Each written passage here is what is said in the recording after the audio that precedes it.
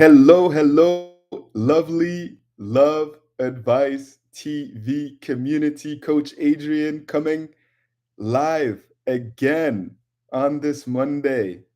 I am so excited. I did a live on Friday. I'm doing another live today because in less than basically 24 hours, I will be doing a live event, a free live webinar, my 7 concepts to basically win back the person that you love and to create a new and improved relationship. And all you have to do is check out the description below in order to register for this live event. It's going to be really nice. I'm also putting it again in the chat. Please register if you haven't already done so.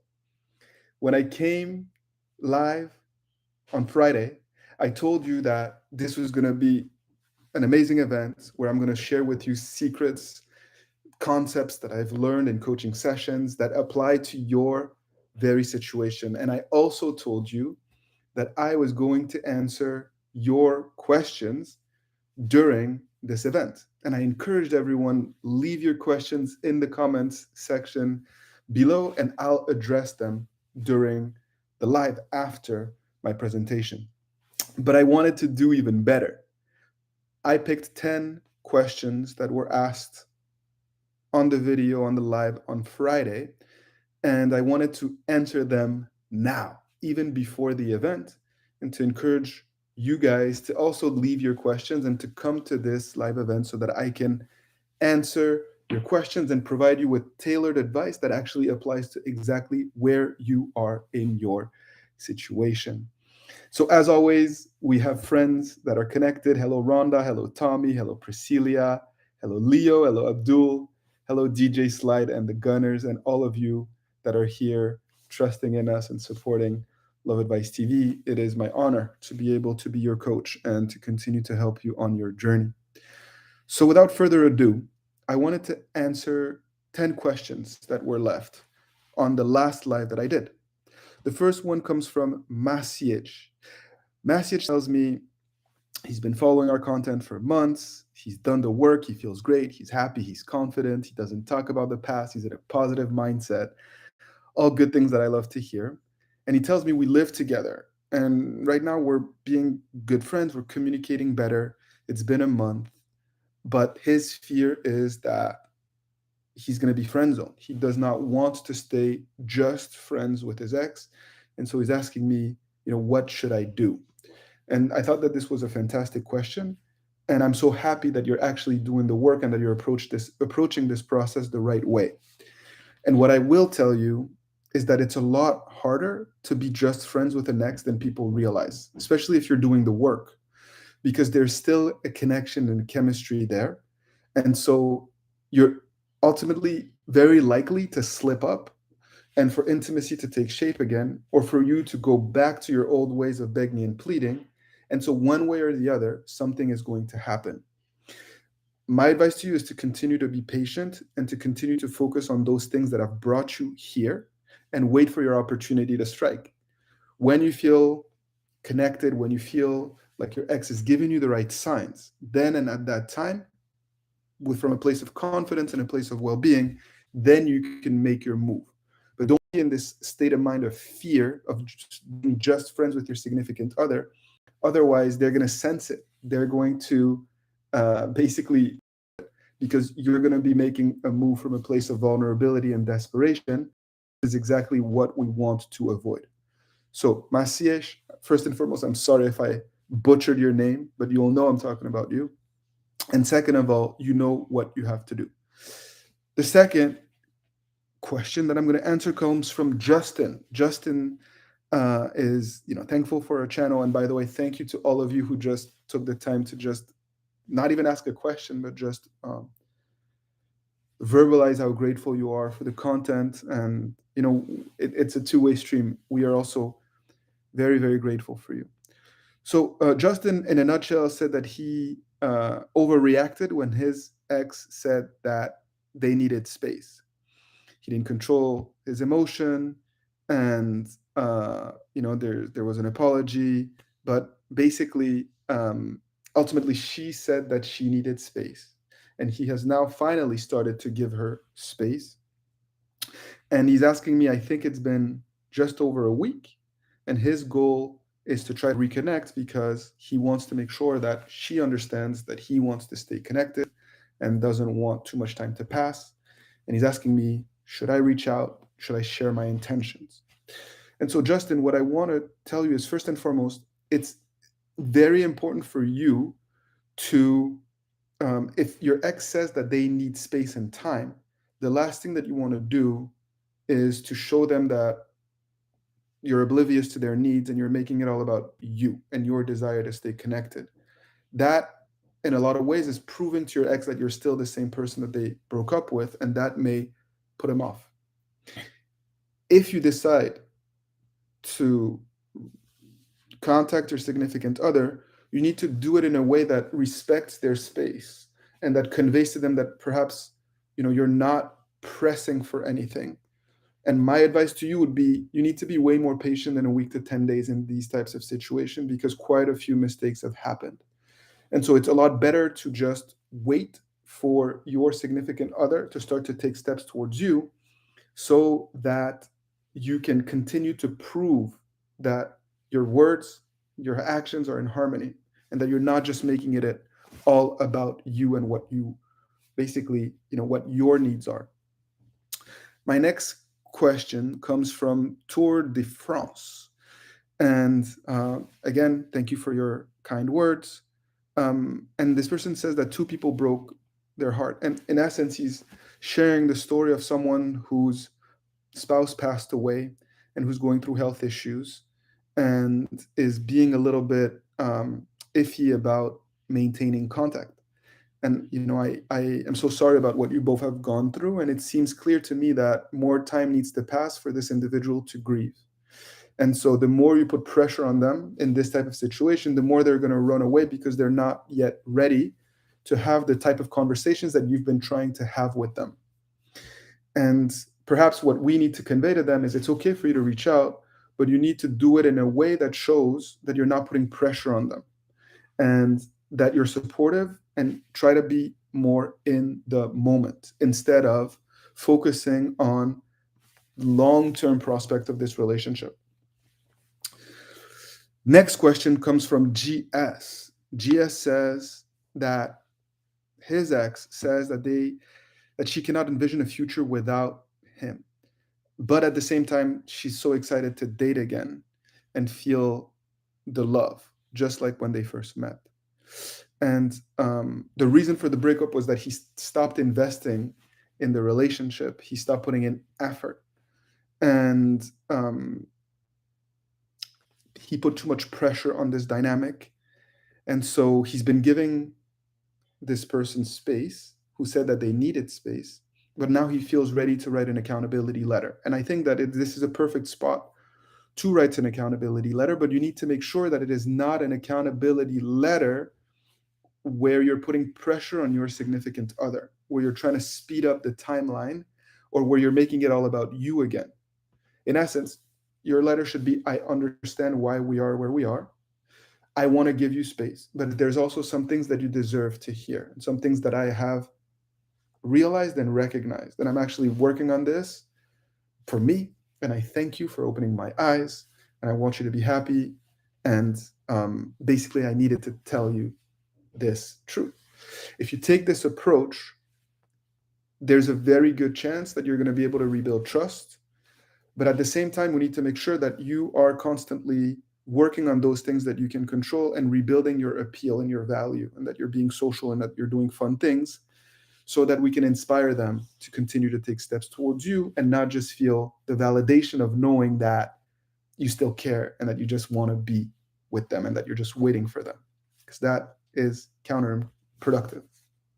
For those of you who came late, as I was explaining to the friends that are live, I am so excited. Tomorrow, in 24 hours, I'm doing a free live webinar. In the description of this video, you can find the link to register. I'm also putting it here in the chat. And I'm so excited that I'm actually answering some of the questions that the friends left on Friday when I did a live just like this one to let you guys know that I was doing this free live event and to share some of the concepts that I've been working on in my coaching sessions recently with clients. So please, if you haven't done so already, please register. It's going to be a lot of fun. And all of the friends that are asking questions here, I will make sure to answer your questions tomorrow as well in this live event. So Chipasha also asked about situation involving a child or children. I just actually finished coaching someone who had two kids with her husband, and it's always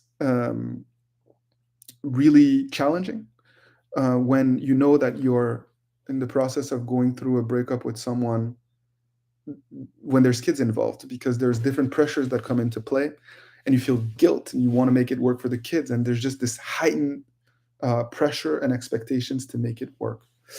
And but at the same time, a lot of times you have even more of a reason to do everything that you can, and the key is to make sure that you don't lose your cool, you don't pressure them, and you're still able to maintain a level of emotional independence and not um, basically lose your cool and start to pressure them or guilt trip them into staying with you, because if you are in that mindset, ultimately you're just going to push them away, but very slowly, and before you know it, it becomes really difficult to bring it all back together.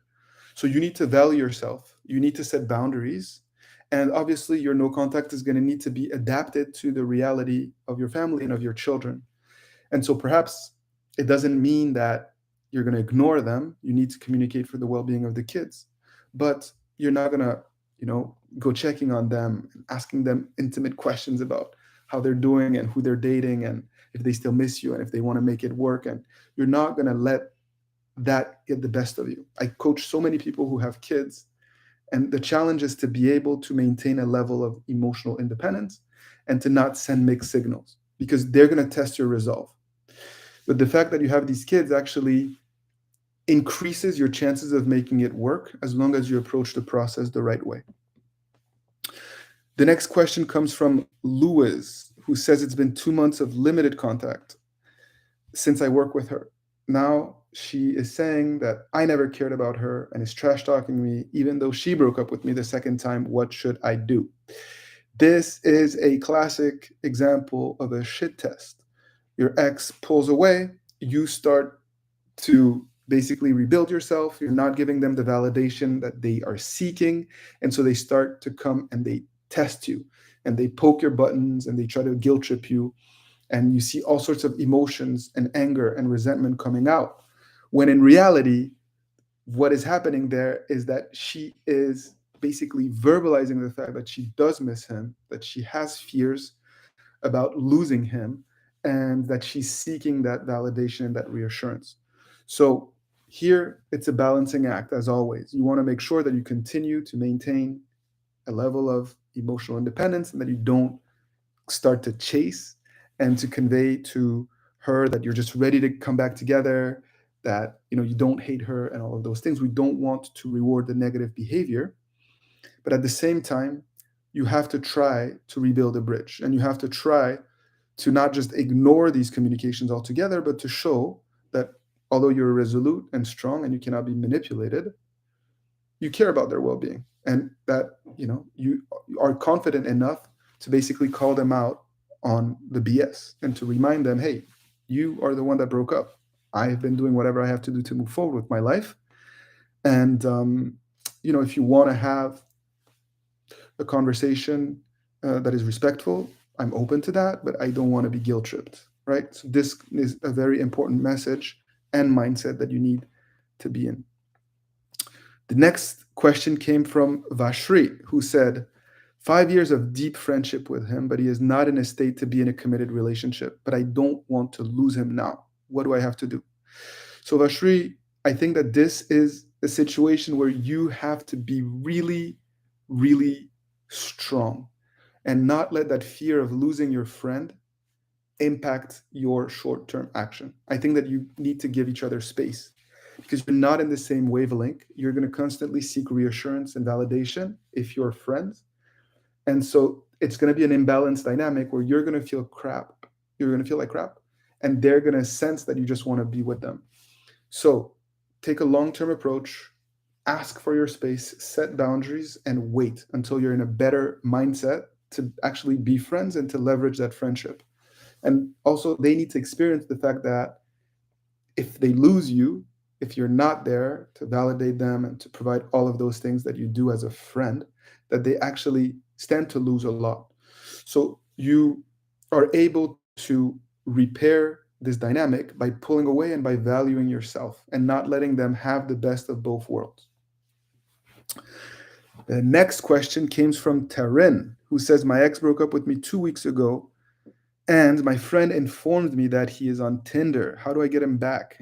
And what do I do if he is trying to pursue someone else? So Tarin, I'm sorry to hear this. This is one of the reasons why I try to advise people to stay away from social media and to make sure that you're creating an environment where you are preserving your mindset, because this is the type of news that can break you when you're so vulnerable. You don't want to know that this person that you love is already putting themselves out there after a breakup, and that can have a significant impact on your psyche, and you can basically feel like you're going through the breakup all over again 2 weeks after the breakup actually happened and when you start to feel a little better. So what I will tell you, Taryn, is to not panic. It's normal for people to put themselves out there after a breakup, especially for men and especially on dating apps. In some ways, men do this to try to experience the freedom that comes with not being in a relationship any longer. It doesn't mean that they're going to just move on and forget about you. It doesn't mean that you're going to be replaced overnight. And in essence, you need to work on your confidence and your detachment so that you realize what you bring to the table, and so that you actually act knowing that they are losing something, and that he is not going to be able to just jump on Tinder and find the love of his life and upgrade over you. In some ways, he is perhaps trying to run away from certain things that he needs to address in order to be in a healthy relationship. So the odds of him jumping into another relationship are low, as long as you don't chase and beg and do everything that you can to not be triggered. The mindset is you are the prize, he's being an idiot, he has to make things right by you. He has to chase you and he has to earn your trust again. If you're in this mindset, the odds are is that he will do the work to repair the relationship if you are doing the work to rebuild your sense of confidence and your identity outside of this relationship. Again, for those of you who just came late, I'm doing a rapid fire Q&A based on the questions that were left in the comments section of my last live on Friday. And I'm so excited to be doing a live event tomorrow for all of you. It is free and it is accessible via this link that I'm putting both in the comment section and in the description below. So please sign up if you haven't already done so. Two more questions. One comes from a gentleman called One Interruption that I know very well for having coached this young man and having gone above and beyond to try to be of support. The quick answer to your question is that you need more time. You need to give it more time. You need to continue to focus on you. There are no shortcuts. You are doing the work. Congratulations. But more time needs to pass. You need to continue to work on building these new habits in order to repair a dynamic that had been quite unhealthy. And so sometimes there's no shortcut and it takes longer than you want to. You were together for 2 years and 3 months. So your window of opportunity is going to be open a lot longer than you realize. Finally, Demen from Sun. Is it a waste of my time? She's been dating this guy since a month after us splitting up. She lives with him and now works with him. So I'm sorry about what you're going through. It seems like a lot. It happened very quickly. You didn't provide me with a lot of information outside of this dynamic. I don't know how long you guys were together for. It seems like quite a lot to be living with someone, dating them, and working with them so quickly after a relationship. And it's possible that it's going to be too much too quickly, but you cannot wait. You cannot wait for them. Not in this type of dynamic. You need to do everything that you can, both to move forward and to move on, right? Until you give me more insights and more information as to what your situation looks like, it seems like there's a lot going on there. And you're going to be triggered if you try to take a step. It's just not a favorable dynamic to try to reconnect with them in any way at this time. And I encourage you to really do everything that you can to let go until you have a reason not to. So many of you left questions for me here. I see you. I will answer your questions first during the live tomorrow. So please stay tuned. Come and join. It will be awesome. I'm going to share concepts that have helped individuals in private coaching sessions to turn things around and to regain control over the process of breakup recovery, even when you feel like all hope is lost or when you feel like you've given away all of your power throughout this process. I spoke a lot. I wanted to answer at least 10 questions before my next coaching session in just a few minutes. And I wanted to come live to provide you with a little bit of boost. I hope that you've enjoyed this. I hope that you learned from it, even if it wasn't your question directly. And again, please leave your questions. I will be answering them and tomorrow, and I cannot wait to spend this time with you. Take good care.